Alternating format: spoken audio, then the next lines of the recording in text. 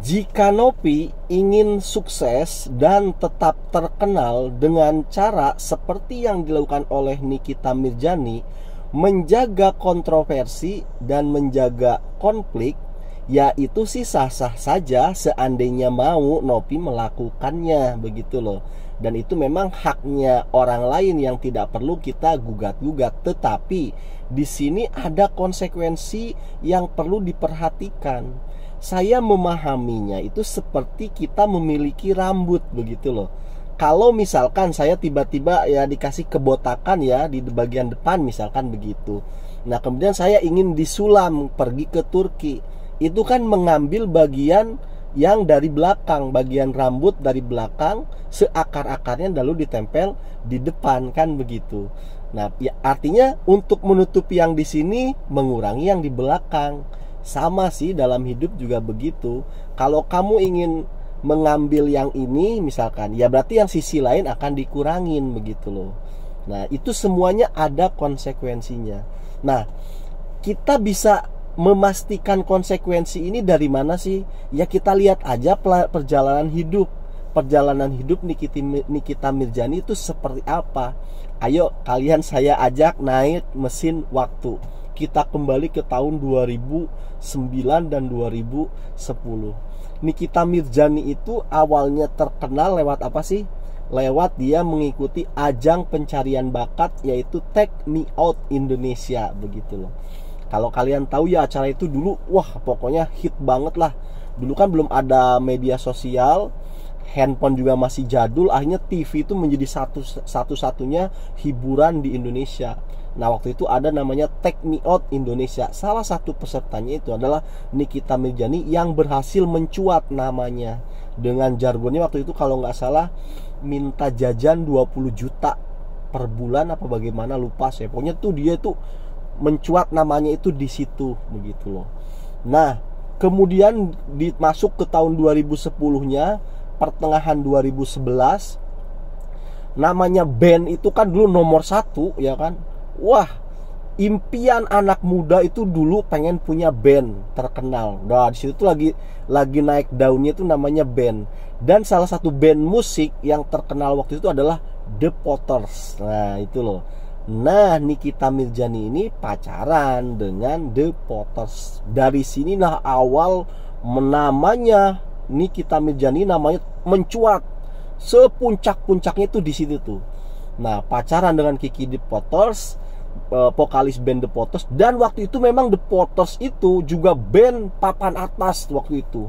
Sampai namanya vokalisnya itu ya main sinetron, main film. Wah, udah macem-macem. Pokoknya dia tuh idola banget karena kan ganteng tuh.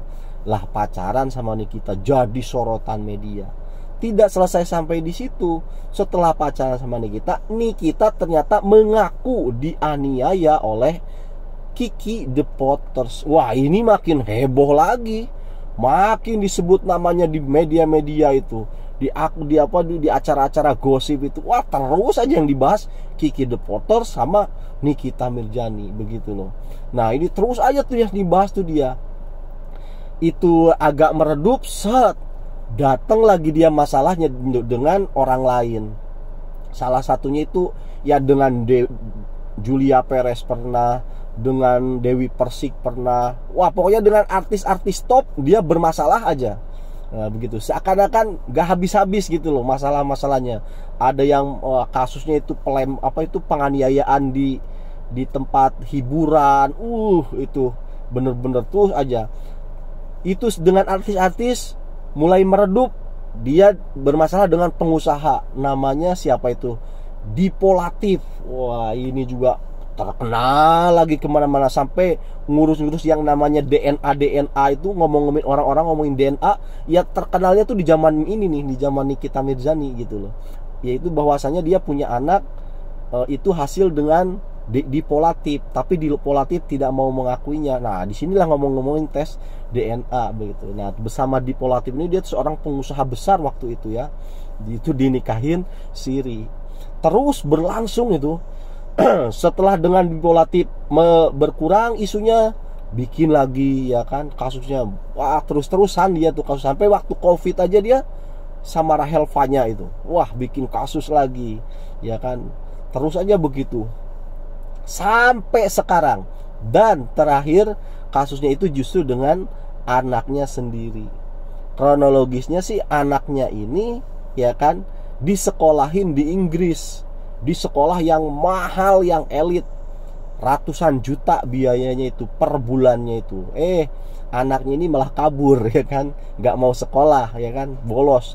Udah dibayarin ratusan juta, dia anaknya malah bolos. Nah, lucunya lagi pacaran tuh, kenalan lewat Instagram dengan si Padel, ya kan. Dia akhirnya ke Indonesia tuh demi menemui sang pangeran, yaitu Padel. Nah, di sini tuh huru-hara terjadi lagi begitu loh. Sampai ke titik sekarang, yaitu berurusan dengan anaknya si Loli ini, kan begitu. Nah, kalau kita melihat perjalanannya Nikita itu dari awal sampai akhir, kan semua orang juga begitu. Ini artis terkenal karena apanya sih begitu loh? Apakah karena prestasinya atau karena apanya begitu loh? Karena effort kerjanya atau bagaimana? Banyak orang kan menyimpulkan ini kontroversi. Seandainya pun di Google kamu ketik artis kontroversial, itu yang muncul dia begitu loh. Dan itu berhasil nggak? Berhasil, karena memang salah satu keberhasilan itu juga memelihara konflik gitu begitu loh. Itu tidak hanya terjadi di dunia hiburan, bahkan di dunia politik juga begitu. Amerika itu tetap eksis menjadi negara superpower, ya dikarenakan dia itu memelihara konflik begitu loh. Karena apa? Karena dia tuh jualan senjata, dia bikin kerusuhan di sini, di negara ini, bikin rusuh di negara itu. Nanti yang negara yang rusuh beli senjatanya dari mana? Ya dari Amerika begitu loh. Kan dia memposisikan negaranya itu sebagai polisi dunia begitu. Kalau semua negara aman-aman aja kan nggak perlu polisi, begitulah ibaratnya.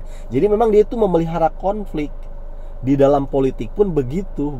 Nah, apalagi dalam dunia hiburan ada memang cara-cara memelihara konflik untuk tetap eksis. Nah, ini buat Teh Nopi ya coba diambil pelajaran dari kisahnya Nikita Mirzani. Anda bisa aja memang berhasil begitu loh, dengan memelihara konflik begitu loh, dengan memelihara konflik Anda dengan Agus, konflik Anda dengan pengacara, konflik Anda dengan lawan Anda tetap Anda pelihara terus, ya kan. Bisa memang Anda menjadi terkenal, menjadi sukses, sangat-sangat bisa. Tetapi ada konsekuensi yang terjadi kepada Anda, yang harus Anda ambil gitu loh, konsekuensi ini wajib begitu loh. Seperti halnya Nikita Mirzani, memang dia bisa menikmati keterkenalan, menikmati materi dan lain sebagainya, tetapi ada satu nikmat yang ini adalah impian semua ibu, itu justru dicabut oleh Tuhan dari Nikita Mirzani, yaitu anak, ya kan.